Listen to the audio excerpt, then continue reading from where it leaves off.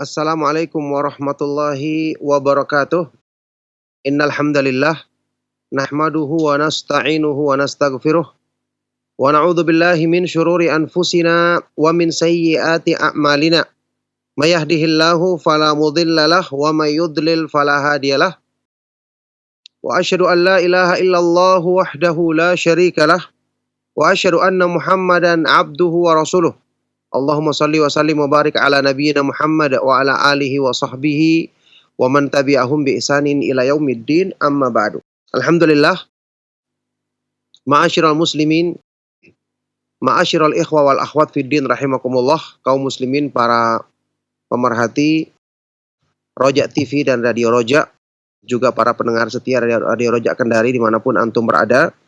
Alhamdulillah, kita bersyukur kepada Allah Subhanahu wa taala atas semua limpahan nikmat dan karunia-Nya. Di pagi hari ini kita dipertemukan kembali di dalam majelis ilmu yang mulia, di dalam pembahasan tema yang sangat bermanfaat, ya, tema tentang al-ilmu fadluhu wa syarafuhu, ilmu keutamaan dan kemuliaannya, yang merupakan penjelasan yang dipetik dari kitab Miftahu Dari Sa'adah wa Mansyuru Walayati Ahlil Ilmi wal Iradah, buah karya dari Al-Imam Syamsuddin Abu Abdullah Ibnu Qayyim al-Jauziyah rahimahullahu ta'ala.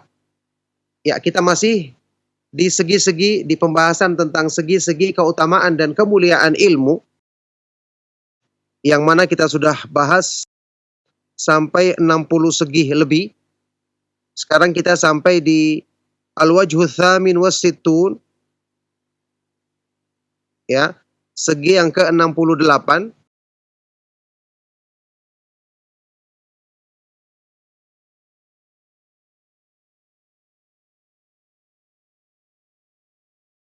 Segi yang ke-68 di sini diberi judul Al-ilmu wa fadluhu wa bayanu madarikihi. Ilmu dan keutamaannya serta madarik, penjelasan tentang madariknya, penjelasan tentang jangkauannya atau cakupannya. Jadi sudah banyak kita bahas tentang keutamaan ilmu di segi-segi yang lalu. Sekarang akan dibahas penjelasan keutamaan ilmu dari segi yang lain. Kata Ibnu Qayyim rahimahullah ta'ala, anna fadilata syai'i tu'rafu bididdih. Keutamaan sesuatu itu bisa kita kenal dari kebalikannya. Jadi kalau ada satu sifat yang dicela di kalangan manusia, berarti kebalikannya mesti sifat terpuji. Sekarang kalau kita mengatakan orang itu bodoh, apakah ini berarti pujian atau celaan? Pasti celaan, iya kan? Orang bodoh saja marah kalau dibilang bodoh, padahal benar-benar dia bodoh. Ini menunjukkan bodoh itu adalah celaan, bukan sifat terpuji. Sampai pun dalam semua bidang ilmu, orang yang dikatakan tidak faham atau orang yang bodoh, ini merupakan perkara yang tercela. Nah, kata Ibnu Qayyim, jadi anna fadilata syai' tu'rafu bididdih. Keutamaan sesuatu bisa dikenal dari lawan atau kebalikannya.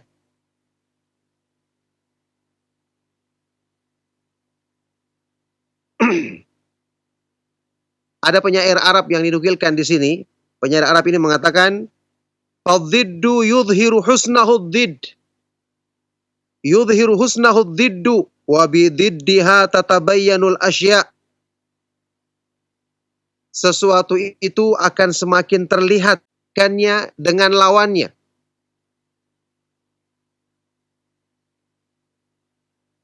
Wa bididdiha tatabayyanul asya, dan dengan kebalikan atau lawannya, segala sesuatu itu akan semakin jelas. Contoh sekarang, orang makan dalam keadaan lapar dan dalam keadaan tidak lapar. Kira-kira lebih enak mana? Lebih enak lapar karena ada lawannya di situ. Sehingga waktu dia dalam keadaan lapar ditawari makanan, biar makanannya tidak enak dianggap enak. Ya, tidak begitu enak tapi karena lapar, ya. Akhirnya dia menyantap makanan tersebut. Orang yang sekian lama sakit kemudian dia sembuh, rasa sembuh atau sehat itu nikmat sekali terasa bagi dirinya dibandingkan dengan orang yang tidak pernah sakit. Karena dia sudah merasakan lawannya. Ya. Antum misalnya minum madu yang manis, memang terasa manis. Tapi coba sebelumnya makan sesuatu yang pahit, baru minum yang manis itu pasti lebih manis lagi karena baru kita rasakan kebalikannya. Itu maksudnya. Jadi ini maksudnya tadi segala sesuatu itu semakin jelas dengan kebalik. Kata Ibnu Qayyim, wala raiba al jahla kulli fasadin.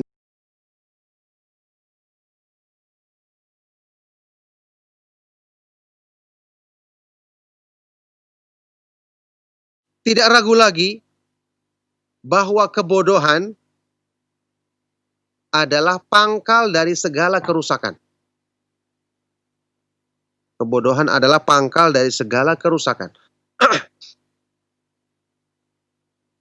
Wa kullu dararin yalhaqul abda fi dunyahu wa ukhrahu fahuwa natijatul jahli.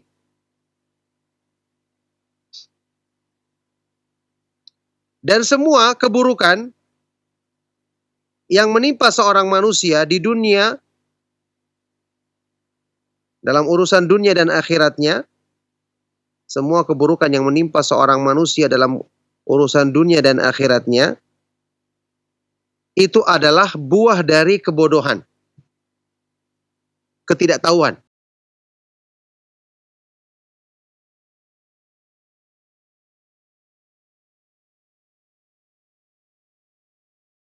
Wa illa fama'al ilmi tami bi anna hadha ta'ama mathalan masmumun man akalahu qatta'a am'a'ahu fi waqtin muayyanin la yukdimu ala aklihi. Saya berikan contoh di sini kata Ibnu Qayyim, ya. Karena misalnya kalau orang punya pengetahuan tentang satu makanan misalnya, makanan itu beracun, bahkan bisa menyebabkan rusak organ dalam tubuhnya di waktu tertentu. Kalau dia yakin dan dia tahu, dia tidak akan mengkonsumsi makanan tersebut. Dia tidak akan mengkonsumsi makanan tersebut. Ya. Wa in kuddira annahu aqdama alaihi lighalabati jau'in aw istijali wafatin fahuwa li'ilmihi faqati akilihi limaksudihi alladhi huwa ahabbu ilaihi minal adzabi bil ju'i aw bi ghairihi. Kalaupun seandainya dianggap dia tersebut mungkin karena kelaparan yang sangat, atau dia memang ingin bunuh diri sehingga makan makanan beracun, ada juga orang yang melakukan hal tersebut, ya. Itu bukan karena kejahilannya, tapi karena dia mengetahui makanan itu sesuai dengan tujuannya. Yang tujuan ini lebih dia sukai daripada, ya, penderitaan yang dirasakannya dengan kelaparan atau hal yang lainnya. Yang jelas, ya, ini menunjukkan kepada kita bahwasanya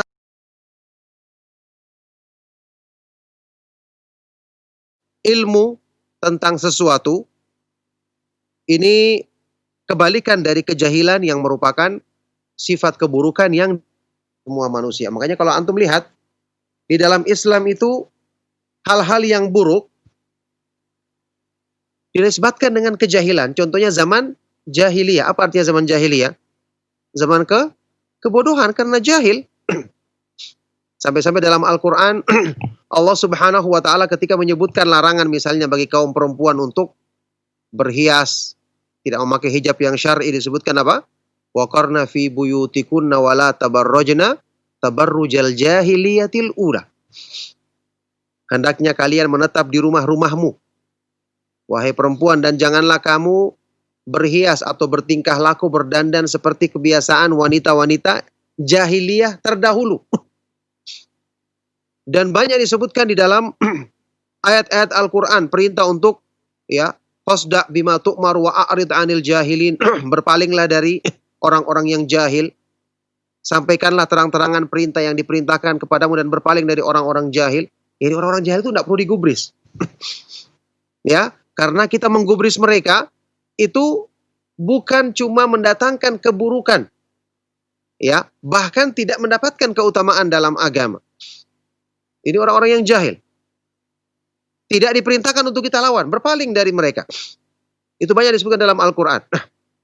Allah Subhanahu wa taala waktu menyebutkan sifat-sifatnya ibadur rahman. Wa idza khatabahumul jahiluna qalu salama. Dan jika mereka ditegur oleh orang-orang jahil, mereka berkata, mengucapkan ucapan-ucapan keselamatan. Ini saking tercelanya orang jahil. Sehingga kita diperintahkan untuk berpaling dari mereka. Cukup kalau kita ingin sampaikan nasihat, sampaikan nasihat. Kalau mereka membantah, tidak usah dilayani. Berpaling dari mereka, ucapkan ucapan keselamatan. Ini menunjukkan kepada kita tentang keutamaan dan kemuliaan ilmu, karena ilmu adalah lawan dari kejahilan yang merupakan asal dari semua keburukan dan kerusakan. Baik. Segi berikutnya, al-wajhu at-tasi'u was-sittun. Segi yang ke-69.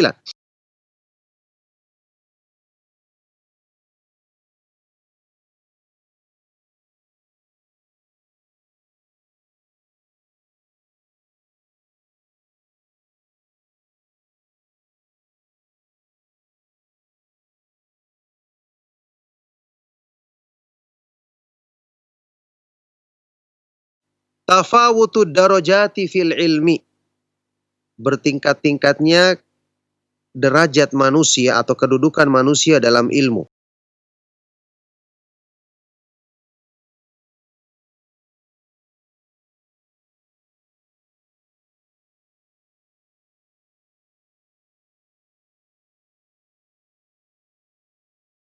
Segi yang ke-69, kata Ibnu Qayyim rahimahullah ta'ala, Anna Allah subhanahu wa ta'ala fawata bainan naw'il insani a'zama tafawutin yakunu bainal makhlukina. Fala yu'rafu ithnani min naw'in wahidin bainahuma min tafawuti ma baina khairil bashari wa syarrihim. Allah Subhanahu wa ta'ala menyebutkan perbedaan tingkatan dari jenis manusia. Ya, ini manusia sendiri berbeda tingkatannya dengan perbedaan yang sangat besar dibandingkan makhluk-makhluk yang lain.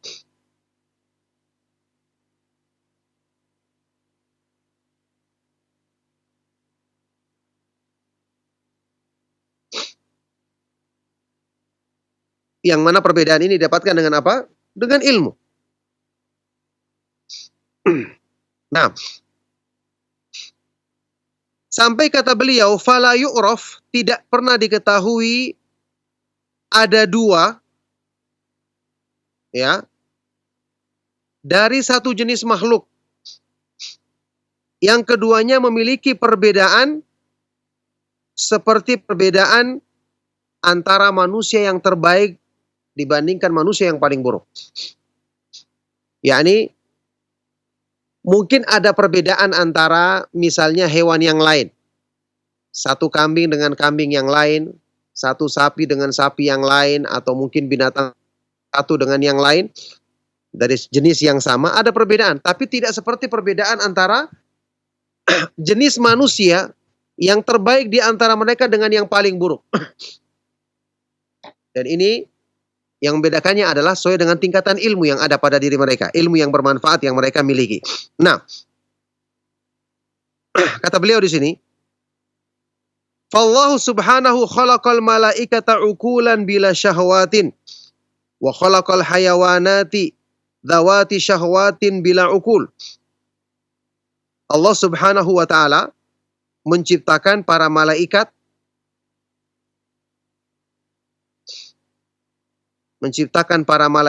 dengan akal tapi tanpa ada syahwat.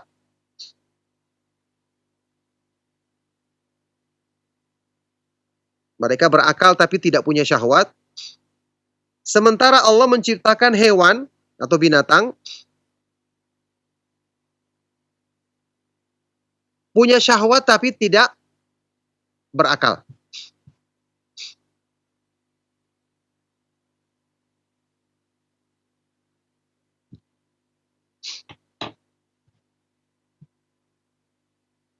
Wa khalaqal insana murakkaban min aklin wa syahwah. Sedangkan Allah menciptakan manusia, ya, Allah Subhanahu wa taala menciptakan manusia yang murakkab, tersusun dari dia ada memiliki akal dan syahwat.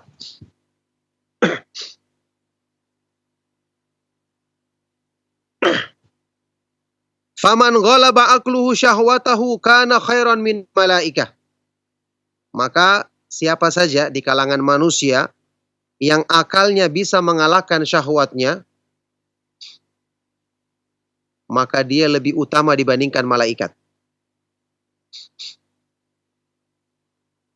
Akal artinya memahami dengan hati.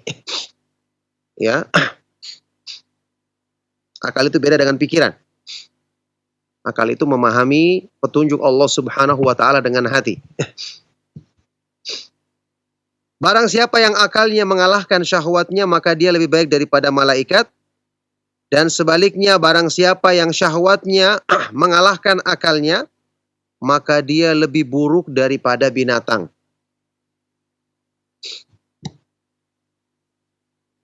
Allah Subhanahu wa taala berfirman dalam Al-Qur'an ketika menyebutkan perbandingan manusia dengan manusia tidak menggunakan akalnya, pendengaran dan penglihatannya untuk diisi dengan ilmu agama.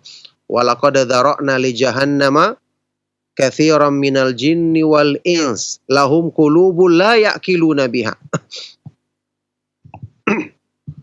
walahum a'yunun la yubsiruna biha walahum a'yunun la yasma'una biha ulaika kal an'ami bal hum adall ulaika humul ghafilun. Sungguh-sungguh kami telah ciptakan untuk menjadi penghuni neraka jahanam kebanyakan dari jin dan manusia. Ini seburuk-buruk makhluk. Makanya pantasnya ditempatkan di tempat yang paling buruk, yaitu neraka jahanam. Na'udzubillahi min dzalik. Kenapa mereka menghuni neraka jahanam? Lihat, ayat ini menyebutkan lahum qulubun la ya'qiluna biha. Karena mereka punya hati tidak digunakan untuk memahami. Makanya akal artinya memahami. Ya'qilun. Tidak untuk mengakali, yakni untuk memahami petunjuk Allah. Walahum a'yunun, dan mereka punya pandangan mata tidak digunakan untuk membaca tanda-tanda ayat Allah. Dan mereka punya pendengaran tapi tidak digunakan untuk mendengarkan petunjuk Allah. Ulaika kal an'am, mereka ini seperti binatang ternak. Balhum adall, bahkan mereka lebih sesat lagi karena binatang ternak kan tidak punya akal memang. Tidak bisa memahami. Kalau mereka harusnya punya tapi tidak digunakan, maka mereka lebih sesat dibandingkan, lebih buruk dibandingkan binatang ternak. Naudzubillahi min dzalik. Makanya ketika dia berilmu, kemudian mengamalkan ilmunya, dia bisa lebih tinggi keutamaannya dibandingkan para malaikat. Buktinya apa? Nabi Muhammad SAW lebih mulia mana beliau dibandingkan malaikat Jibril? Ya, lebih mulia Nabi Muhammad SAW karena Nabi Muhammad SAW waktu Isra Mi'raj sampai ke tempat yang tidak bisa sampai kepadanya malaikat Jibril. Sewaktu mendapatkan wahyu dari Allah Subhanahu wa taala. Yani kata beliau di sini, seseorang yang bisa menundukkan syahwatnya, yang akalnya mengalahkan syahwatnya, dia bisa lebih utama dibandingkan para malaikat. Ya, tentu ini ada perbedaan pendapat di kalangan para ulama. Mana yang lebih utama? Ya, orang hamba yang bertakwa, yang sempurna ketakwaannya dibandingkan malaikat. Maka pendapat yang terkuat adalah seperti yang dirinci oleh Imam Ibnu Qayyim di sini. yakni seorang yang bisa menjadikan akalnya, menundukkan syahwatnya, mengalahkan syahwatnya, maka dia lebih baik daripada malaikat tingkatan paling tinggi. Tapi kalau syahwatnya mengalahkan akalnya, sehingga dia diperbudak oleh syahwatnya, maka berarti dia lebih buruk dibandingkan makhluk yang paling rendah, yaitu hewan. Nah, kata Ibnu Qayyim selanjutnya, wa fawata subhanahu bainahum fil ilmi. Allah Subhanahu wa taala membedakan tingkatan di antara manusia dengan ilmu. Dalam ilmu. Membedakan tingkatan manusia dalam ilmu. Faja'ala alimahum mu'allimal malaikah. Allah menjadikan orang yang berilmu di antara manusia, dialah yang mengajarkan ilmu kepada malaikat. Yang mengajarkan ilmu kepada malaikat. Siapa dia? Siapa yang pernah mengajarkan nama-nama kepada para malaikat? Nabi Adam alaihissalatu wassalam. Para malaikat tidak tahu. Ya, semua dari ilmu dari Allah Subhanahu wa taala. Tapi Allah perlihatkan di sini keutamaan Nabi Adam dibandingkan para malaikat karena Allah Subhanahu wa taala perintahkan kepada Nabi Adam untuk mengajarkan kepada para malaikat. Ini menunjukkan ketinggian ilmu. Karena Allah jadikan Nabi Adam dengan ilmu yang dimilikinya, ilmu yang Allah ajarkan kepadanya untuk mendidik atau mengajarkan kepada para malaikat. Allah berfirman di surat Al-Baqarah ayat 33. Kama qala ta'ala, sebagaimana firman Allah Subhanahu wa taala, Al-Baqarah ayat 33, ya Adamu anbi'hum bi asma'ihim. Wahai Adam, sampaikanlah kepada para malaikat atau ajarkanlah kepada para malaikat nama-nama dari segala sesuatu. Ya, ini kata para ulama ahli tafsir, maksudnya di sini nama-nama dari benda-benda atau sering dijumpai oleh manusia dalam kehidupannya. Ya, misalnya pohon-pohon di sekitarnya, apa saja atau yang ada pada diri manusia, ya. Ini diajarkan, Allah perintahkan kepada Nabi Adam untuk mengajarkan kepada para malaikat hal-hal tersebut.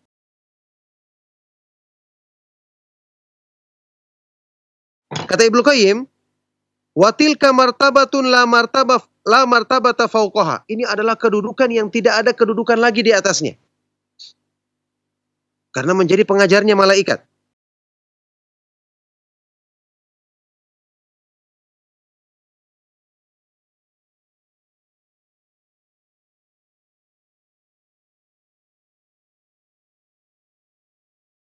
Jadi tingginya kedudukan orang yang berilmu sampai jadi pengajar malaikat. Coba lihat kebalikannya. Wa ja'ala jahilahum bihaitsu la yardha syaitanu bihi wa la yasluhu lahu. Dan Allah menjadikan orang yang jahil di kalangan manusia, ya, Allah menjadikannya sebagai orang yang syaitan tidak ridho kepadanya. Syaitan saja berlepas diri darinya. Wala yasluhu lahu, dan tidak pantas baginya.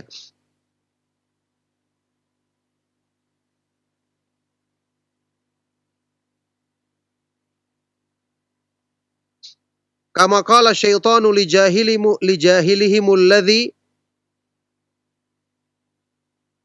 yang diucapkan oleh syaitan kepada orang yang jahil yang mengikutinya untuk berbuat kufur, yang mentaatinya dalam kekafiran, di dalam surat Al-Hasyr ayat ke-16. Ya, bagaimana bunyinya? Kamathalis syaitani idh qala lil insani kfur falamma kafara qala inni bari'um minka inni akhafullaha rabbal alamin. Jadi syaitan berkata ini yang mentaatinya dalam kekafiran, ya, seperti perumpamaan syaitan ketika dia berkata kepada manusia, ukfur, kafirlah kamu. Apa kata syaitan kepadanya? Dia berkata, inni bari'um minka, saya berlepas diri darimu. Ini syaitan, saya tidak mau bersama-sama dia. Inni akhafullaha rabbal alamin. Sesungguhnya aku takut kepada Allah, Rabb yang menguasai alam semesta. Jadi syaitan mengatakan, inni bari'um minka, saya berlepas diri darimu. Kemudian di surat Al-Anfal ayat ke-48. Wa qala li jahalatihimul ladzina asaw rasulahu. Syaitan berkata kepada orang-orang yang jahil, yang durhaka kepada Rasulullah sallallahu alaihi wasallam. Ini orang-orang kafir Quraisy ya. Inni bari'um minkum, sesungguhnya aku berlepas diri dari kalian. Ya, ini syaitan yang menjerumuskan, tapi syaitan juga berlepas diri dari mereka. Saking rendahnya kedudukan mereka ini. Ya, naudzubillah min dzalik. Nah,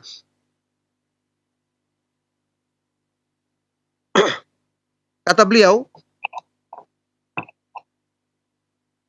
alillahi ma'a tafawuta baina syakhsain. Ya, maka sungguh demi Allah, alangkah besarnya perbedaan tingkatan antara dua manusia ini. Adam alaihissalatu wassalam, ahadihima yang pertama, tasjudu lahul malaikatu wa tu'allimuha mimmallahu allamahu. Nabi Adam sampai malaikat sujud kepadanya sebagai penghormatan, tentu saja, bukan sujud ibadah. Ya, karena di zaman tersebut diperbolehkan hal tersebut. Tentu dalam Islam ini tidak diperbolehkan karena ada hadis yang melarangnya. Yang pertama Nabi Adam, malaikat sujud kepadanya, wa yu'allimuha, dan Nabi Adam mengajarkan kepada malaikat ilmu yang Allah ajarkan kepada beliau. Sedangkan orang yang kedua, wal akhar la yarda syaitanu bihi waliyan. Syaitan tidak ridha untuk menjadikannya sebagai walinya, sebagai orang yang dekat dengannya. Ya, ini orang yang kufur, orang yang durhaka kepada Rasulullah SAW. Syaitan tidak ridha karena rendahnya kedudukan orang tersebut. Jadi kita lihat perbedaan yang menunjukkan ilmu menjadikan manusia menempati kedudukan yang sangat tinggi, sementara kejahilan itu menjadikan manusia menempati kedudukan yang sangat rendah. Baik. Wa hadha tafawutul azimu innama hasala bil ilmi wa thamratihi. Perbedaan tingkatan yang sangat besar ini hanya didapatkan dengan ilmu dan buah daripada ilmu. Hanyalah bisa didapatkan dengan ilmu dan buahnya.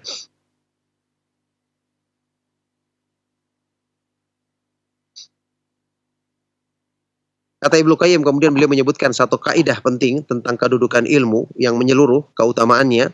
Apa kata beliau? Walau lam yakun fil ilmi illal qurbu min rabbil alamin wal iltihaku bi alamil malaikati wa suhbatil mala'il a'la lakafa bihi fadlan wa syarafa. Seandainya tidak ada keutamaan ilmu selain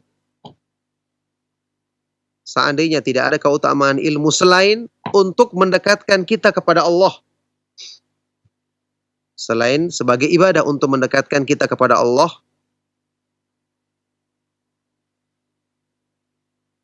waliltihaku bi'alamil malaikah, dan menjadikan kita mencapai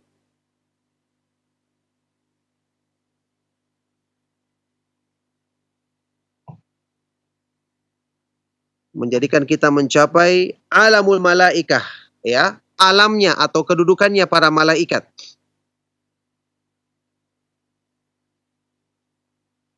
Serta atil mala'il a'la, menyertai makhluk-makhluk Allah yang paling tinggi.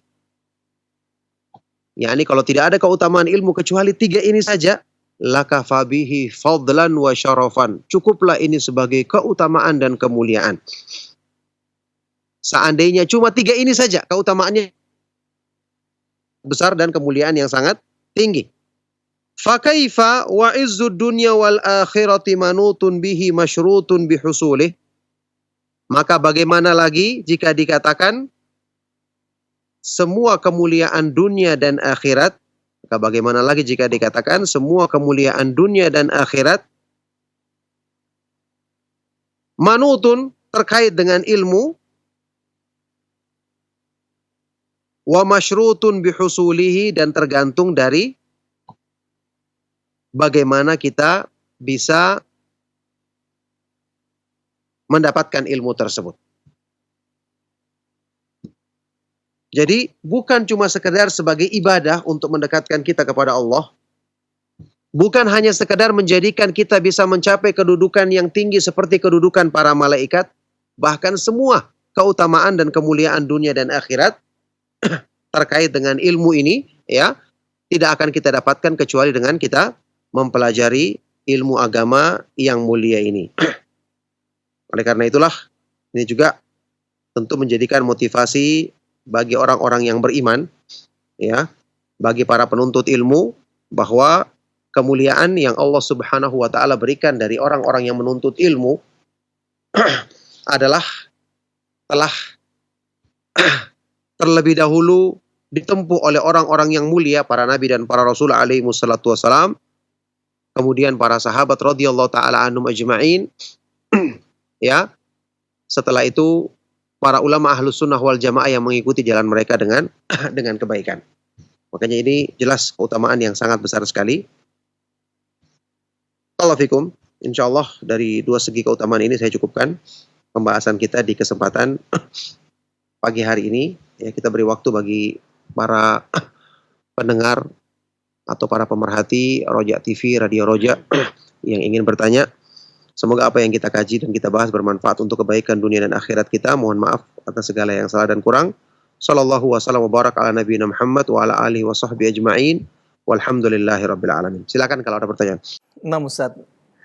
Jazakallah khairan, barakallahu fiik atas materi yang telah disampaikan Ustaz di kesempatan pagi hari ini.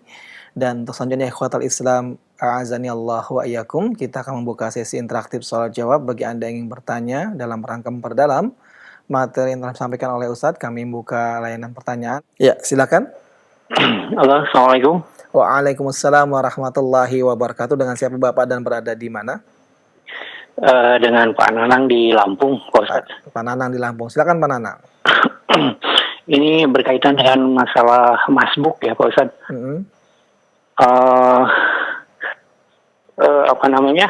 Seseorang tertinggal dikatakan masbuk itu kan ada. Saya dengar pendapat ada apa yang tertinggal Al-Fatihah ya, setelah Al-Fatihah.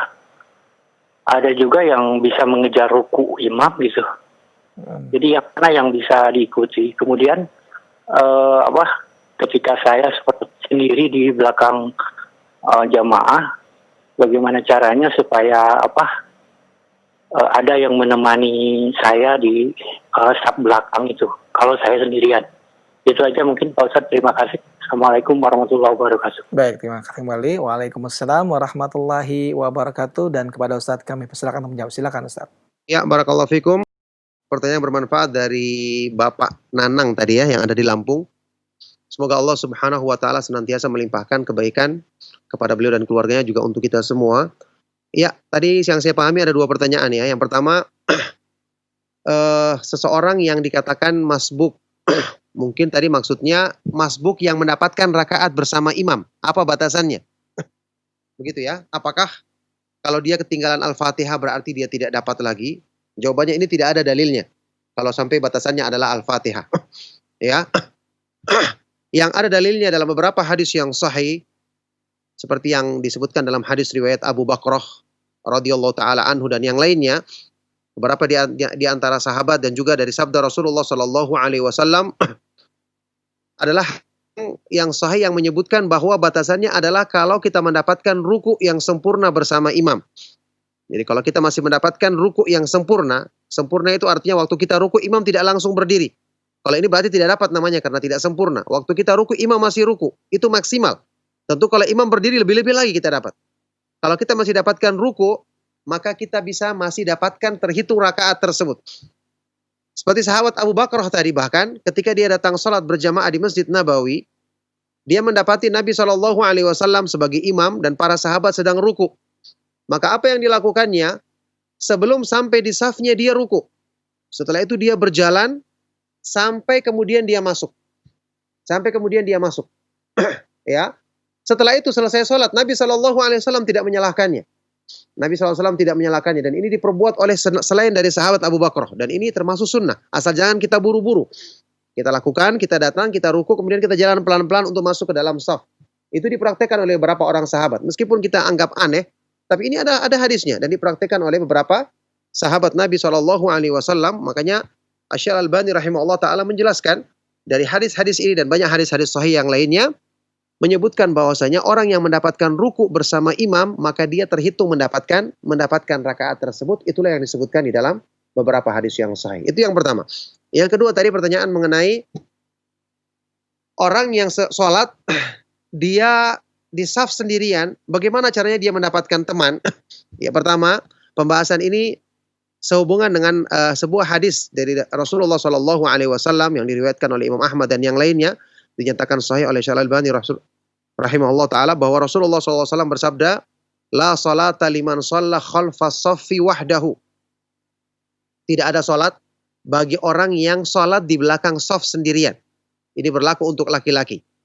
Kalau perempuan ada hadis yang menyebutkan boleh meskipun dia sendirian. Kalau laki-laki tidak boleh. Itu hukum asalnya. Nah, sekarang terjadi, ya, seseorang datang ke masjid, salat berjamaah sedang ditegakkan, ternyata dia mendapati saf penuh. Ya, dia sudah berusaha cari, seandainya dia ada jalan untuk bisa sholat di sampingnya imam. Ini kata fatwa sebagian ulama seperti Syekh bin Baz rahimahullah ta'ala mengatakan boleh. Supaya dia tidak berdiri di belakang shaf sendirian.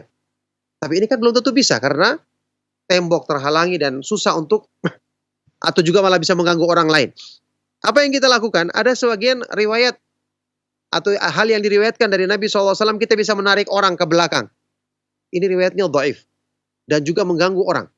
Ini tidak boleh kita lakukan karena ini tidak sahih riwayatnya. Ya. Kalau seandainya kita dapati orang yang datang bersama kita, misalnya di depan dia mau maju di saf masih kosong, tapi kita sendiri kita bilang sama orang tersebut, lebih baik temani kita saja karena ada perintah tidak boleh di belakang saf sendirian. Ya, ini daripada dia mengisi saf nanti kemudian kita sendiri, maka lebih baik kita tarik dia untuk bersama kita karena dia belum melaksanakan sholat.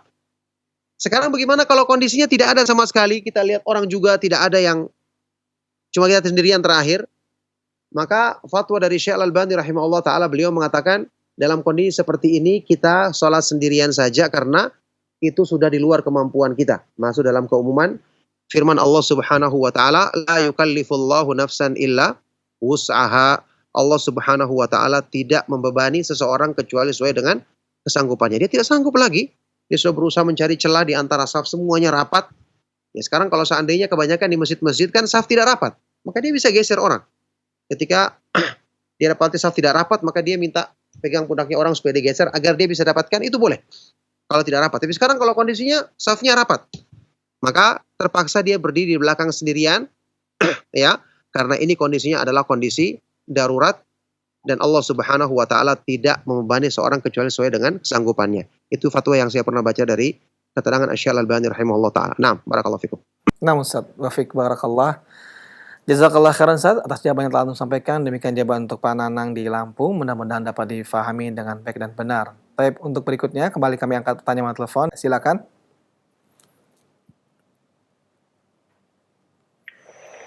Assalamualaikum. Waalaikumsalam warahmatullahi wabarakatuh. Dengan siapa Ibu dan berada di mana? Dengan hamba Allah di Jakarta Timur. Ya, silakan Ibu. Ustadz mau tanya, saya bingung kalau kita kan mengeluh hanya kepada Allah, katanya sama sesama manusia tidak boleh. Sementara juga bohong tidak boleh. Tapi kalau ada yang menanyakan bagaimana kabarnya, sehat semua keluarga, sementara ada yang kurang sehat. Terus saya jawab alhamdulillah, padahal sih ada yang kurang sehat. Terus bagaimana usahanya? Ya alhamdulillah, padahal usahanya lagi tersendat gitu Ustadz. Jadi saya harus jawabnya seperti apa ya Ustadz?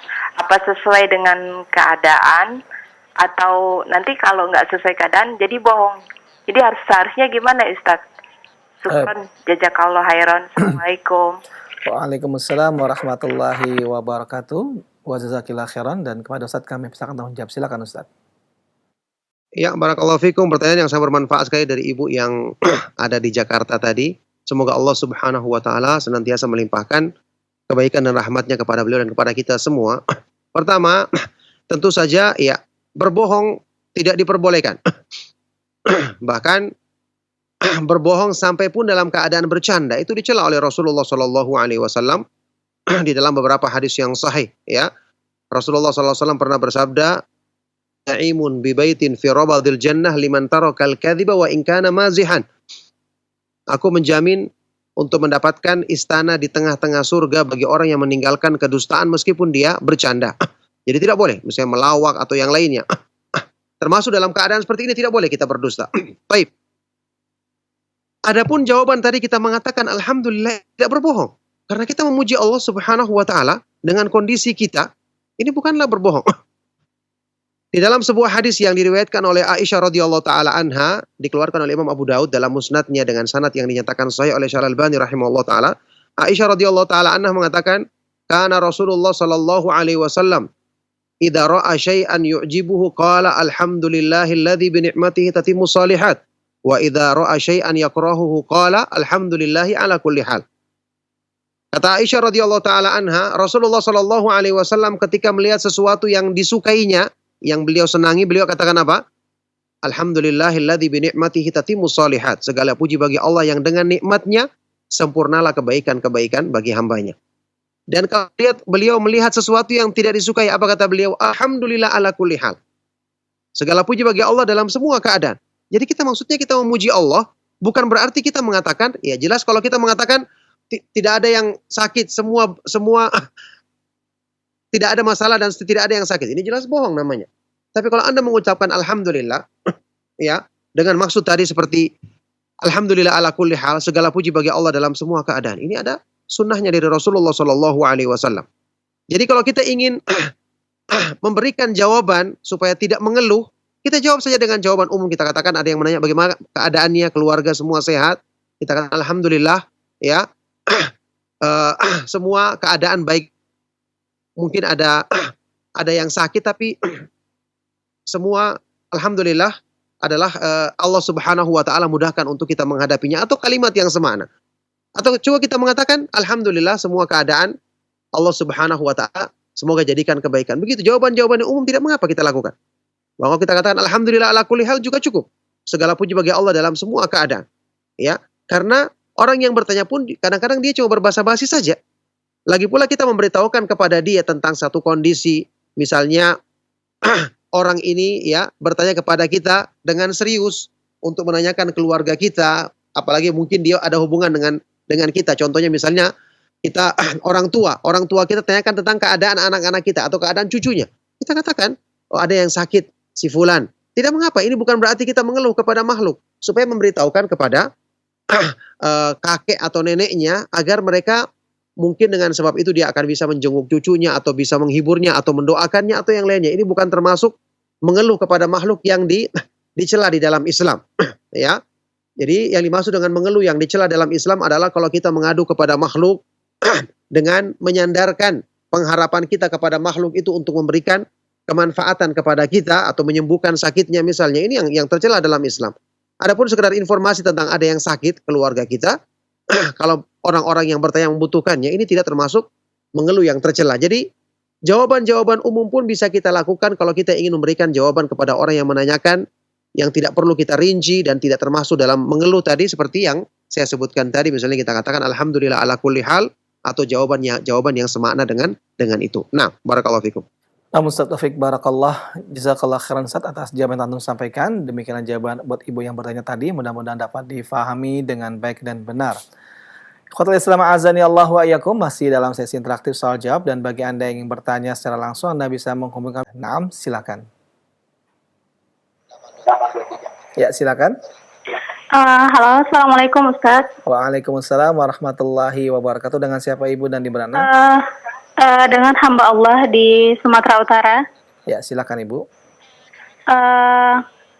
Pertama, semoga Allah memberkahi Ustadz, keluarga, semuanya, Amin. serta dalam lindungan kesehatan Allah. Amin. Ana mau bertanya Ustadz, bagaimana hukumnya jika seorang istri meminta khuluk, cerai terhadap suami dikarenakan uzur, saya mempunyai ibu di kampung Ustadz, jadi ibu Ana itu sudah mulai memasuki umur yang mulai tua gitu ya Ustadz. Sementara saudara Ana yang lain pun berjauhan, kita berjauhannya itu sampai beda provinsi gitu Ustadz. Dan kemudian suami Ana itu juga maksudnya kurang dalam bertanggung jawab terhadap ini pernikahan Ana yang kedua, terhadap anak-anak yang masih kecil seperti nafkah gitu ya Ustadz. Peran sebagai suami juga tidak terlalu dilakukan gitu, dan keluarganya pun bahkan Ana pernah pulang ke kampung Ana dengan sendiri karena tidak diizinkan sama ibunya Ana diantar. Bagaimana Ustaz hukumnya? Apakah Ana boleh meminta khuluk karena ibu Ana tidak ada temannya dikarenakan takut ada apa-apalah Ustaz, untuk berbaktilah intinya gitu Ustaz. Ya. Karena dia pun tidak mau kalau misalkan tinggal di rumah orang tua Ana. Baik, cukup Bu ya. Itu aja. Ya. Itu aja Ustaz. Jazakallahu khairan wa barakallahu fikum. Ya. Waalaikumsalam warahmatullahi wabarakatuh. Wa jazakallahu khairan. Dan kepada Ustaz kami persilakan. Silakan Ustaz. Ya, barakallahu fikum. Pertanyaan bermanfaat sekali dari ibu yang ada di Sumatera Utara. Semoga Allah Subhanahu wa taala memudahkan penyelesaian yang terbaik dari masalah yang sedang beliau hadapi, juga melimpahkan kebaikan dan rahmatnya kepada beliau dan kepada kita semua. 6. Pertanyaan tadi yang disampaikan ini membutuhkan ya fatwa ya dari dan ini berhubungan dengan keadaan beliau dengan suaminya dan juga keadaan yang menimpa ibunya tadi yang membutuhkan untuk ditemani olehnya. Jadi kita harus tahu keadaan yang rinci yang sebenarnya bagaimana. Cuman maka saya hanya bisa jawab sesuai dengan pertanyaannya tadi. Pertama, tentu saja kaidahnya di dalam Islam kalau ada masalah seperti ini kita harus usahakan diselesaikan dengan cara damai terlebih dahulu. Karena Allah Subhanahu wa taala berfirman ketika menyebutkan tentang masalah perselisihan di antara suami dan istri, Allah berfirman wasulhu khair, dan berdamai itu lebih baik. Kalau bisa didekatkan keduanya, suaminya dinasihati supaya bertanggung jawab, membiayai anaknya yang anaknya dari suami yang pertama, lebih perhatian kepada keluarganya. Ini yang terbaik diusahakan. Kalau seandainya seperti itu keadaannya. Ya, itu hukum asalnya. Tapi kalau ternyata tidak bisa, ya, dengan pertimbangan lain juga misalnya kalau cuma soal ibunya yang butuh ditemani, harusnya dia bisa ya mengajak ibunya untuk tinggal bersama dengan dirinya. Toh keluarganya yang lain juga jauh, dia bisa ajak ibunya untuk tinggal bersama dia dengan suaminya agar dia juga bisa merawat ibunya, tentu dengan seizin suaminya. Itu usaha yang terbaik untuk dilakukan, dan ini tentu lebih dekat dengan keridhaan Allah Subhanahu wa taala karena dia menjaga hubungan baik dengan orang tuanya juga dengan keluarganya sendiri. Cuman permasalahannya seperti tadi, kalau sampai terjadi seperti itu dan tidak bisa dinasihati, suaminya juga kurang dalam tanggung jawab, dalam masalah nafkah, kurang perhatian, ini saya jawab sesuai dengan pertanyaan ya, saya tidak tahu keadaan yang sebenarnya, alasan yang sebenarnya. Kalau seperti itu keadaannya, tidak memberikan nafkah dengan baik, tidak peduli juga dengan anaknya, ketika dia pergi juga tidak ditemani hingga pergi seterusnya, maka kalau memang suami sampai melakukan hal yang seperti ini, ya nafkah adalah kewajibannya. Nafkah adalah kewajibannya. Kalau sang istri ini dia sudah punya anak bawaan yang dia tidak bisa nafkahi, sementara suami juga tidak bisa menafkahi dengan baik, ya, maka kalau seandainya dia pulang ke rumah orang, dia bisa melaksanakan semua itu dengan sebaik-baiknya, bisa mencukupi hal itu dengan benar, dia bisa dapatkan dengan dia menyertai orang tuanya. Untuk alasan seperti ini, ya tentu setelah dia memohon petunjuk Allah Subhanahu wa taala salat istikharah, insya Allah alasan seperti ini termasuk alasan yang dibenarkan secara syariat kalau memang keadaannya benar-benar seperti itu. Cuma nanti prosesnya untuk yang namanya khulu itu harus kita sampaikan ke pengadilan agama. Tidak boleh kita lakukan sendiri kecuali kalau suami langsung menyetujuinya sebagai talak biasa, ya istri mengajukan ke suami, ternyata suaminya mau menceraikan gara-gara ini, ya sudah, berarti jadi talak biasa, bukan khulu. Adapun kalau suaminya tidak mau, maka terpaksa dia mengadukan kepada pengadilan agama untuk melihat dalam kasus ini maka biarkanlah pemerintah atau pengadilan agama yang memutuskan tentang hal ini, karena merekalah yang memiliki kekuasaan dalam masalah ini sebagaimana yang ditunjukkan di dalam dalil-dalil syariat. Itu yang saya ketahui. Wallahu taala alam bisawab. Nah, Namun Ustaz, jazakallah khairan Ustaz, barakallahu fik atas jawaban yang telah antum sampaikan Ustaz. Dan berikutnya kembali kami angkat pertanyaan telepon. Ya, silakan. Halo. Ya.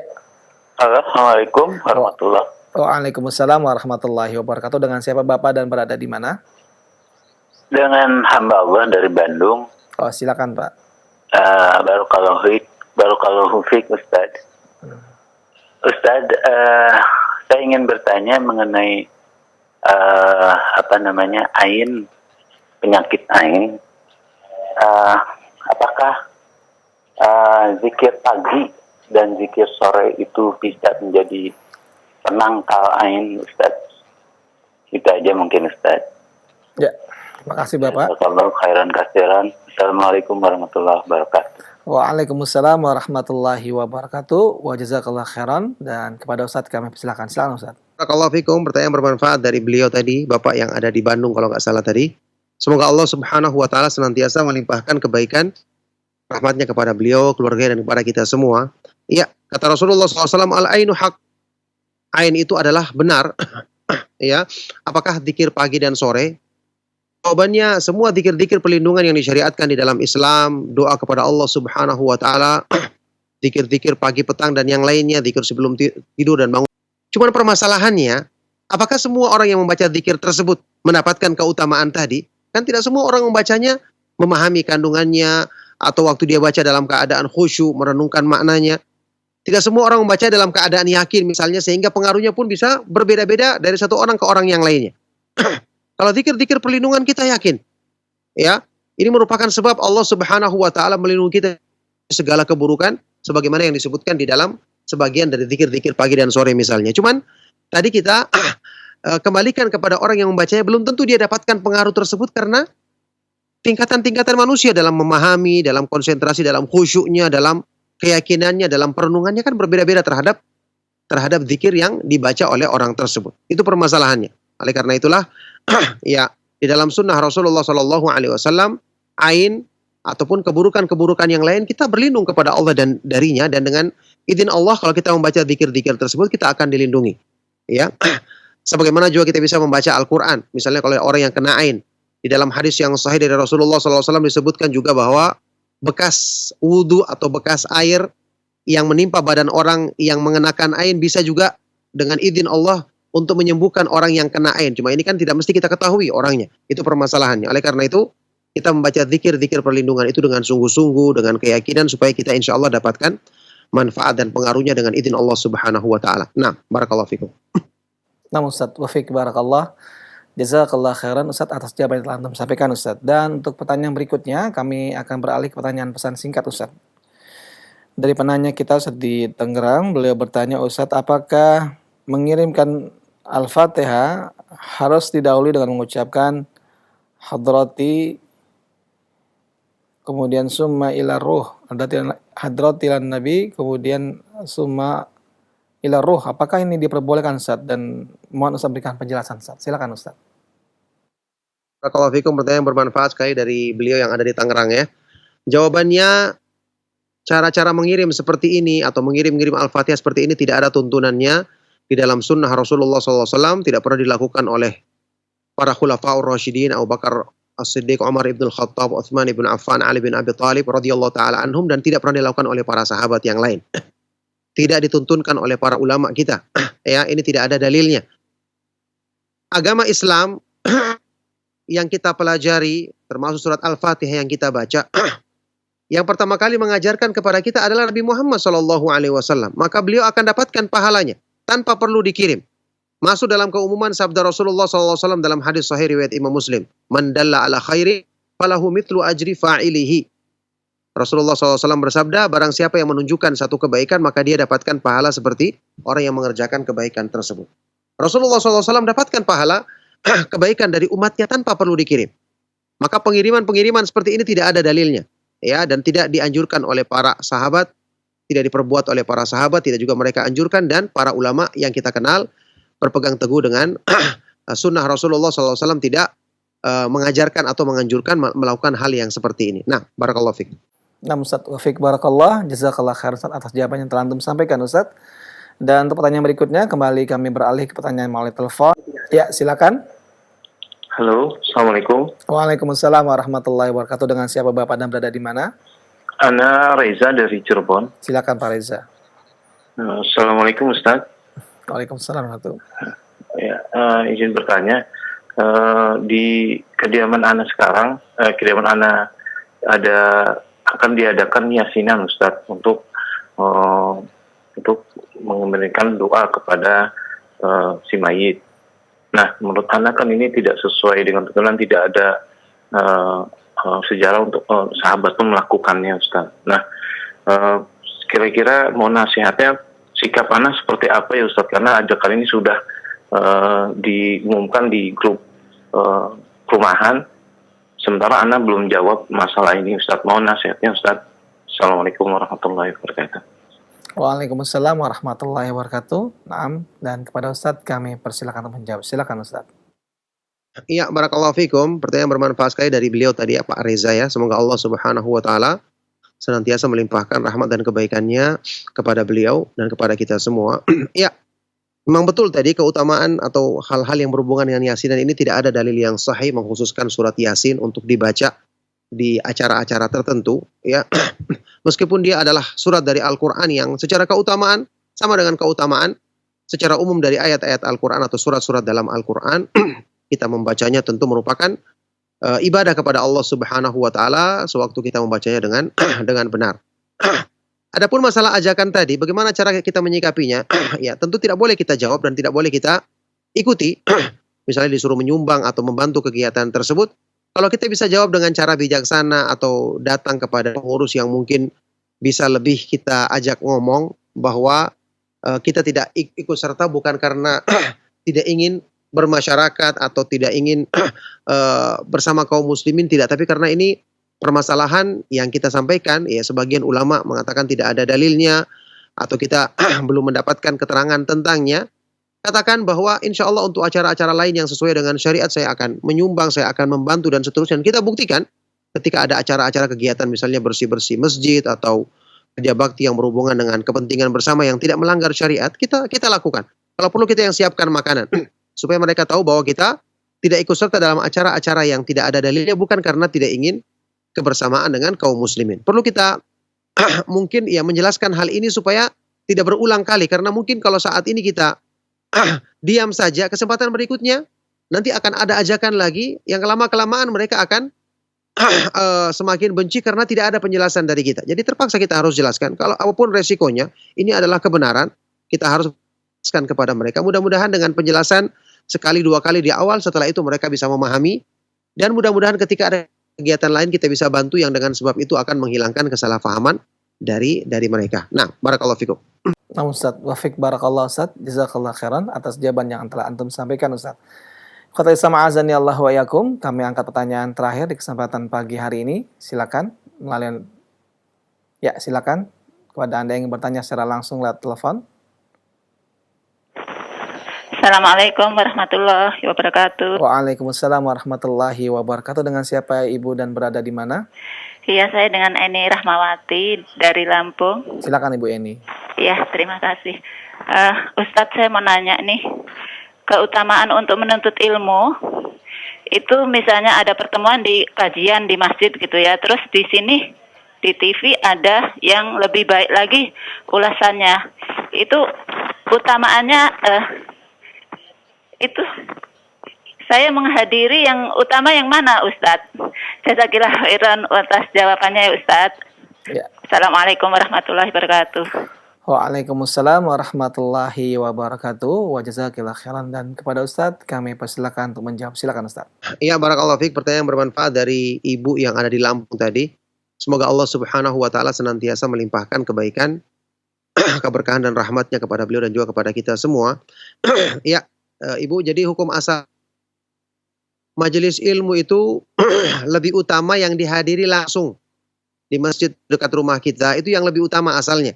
Selama yang menyampaikan ilmu itu adalah orang yang memahami sunnah, dia menyampaikan juga berdasarkan penjelasan atau nukilan dari kitab-kitab para ulama Ahlus Sunnah wal Jamaah, maka kita berusaha menghadirinya lebih utama.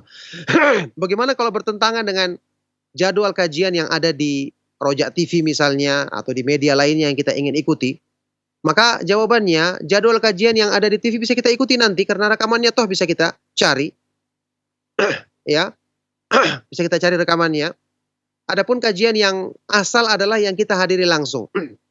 Ya, kecuali dalam kondisi-kondisi tertentu, misalnya ternyata yang menyampaikannya di kajian langsung orang yang tidak paham sunnah, atau yang disampaikannya adalah perkara-perkara yang mungkin sudah kita pernah pelajari, sudah pernah kita kaji, sementara yang di TV adalah kajian yang secara isinya lebih kita butuhkan. Ini kondisi-kondisi tertentu saja. Tapi hukum asalnya, kalau yang menyampaikan ilmu tersebut adalah orang yang paham sunnah dengan menukil kitab atau membaca kitab para ulama Ahlus Sunnah wal Jamaah, apalagi di masjid dekat rumah kita, ini hukum asalnya yang kita utamakan untuk kita hadiri dibandingkan yang melalui media televisi atau yang. Nah, ini pertanyaan yang terakhir dan merupakan akhir dari perjumpaan kita di kesempatan pagi hari ini. Semoga bermanfaat. Mohon maaf jika ada yang salah dan kurang. Kami cukupkan. Sallallahu wasallam wa barak ala nabiyina ala alihi wa sahbihi wa man tabi'ahum bi ihsan ila yaumiddin walhamdulillahi rabbil alamin. Subhanakallahumma wa bihamdika asyhadu an la ilaha illa anta astaghfiruka wa atubu ilaik. Wassalamualaikum warahmatullahi wabarakatuh.